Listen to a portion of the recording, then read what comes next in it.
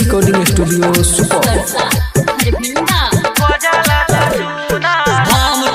सुनर बाबू खोजला छुछुनर हम चिया सुनर बाबू खोजला छुछुनर हम चिया सुनर बाबू खोजला छुछुनर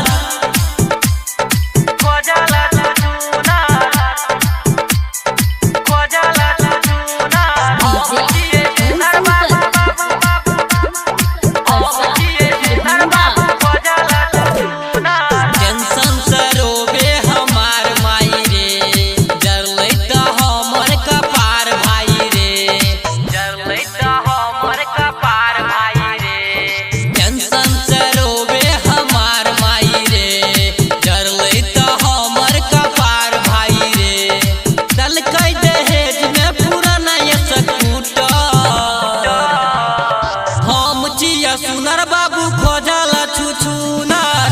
चिया सुनर बाबू हम चिया सुनर बाबू खोजला छुछुनर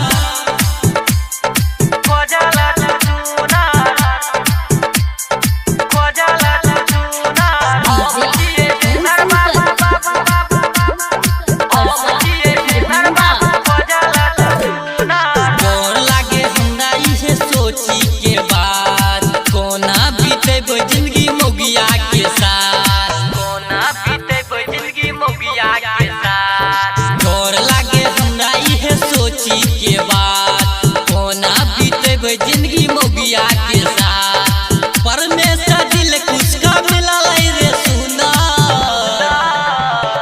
हम चिया सुनर बाबू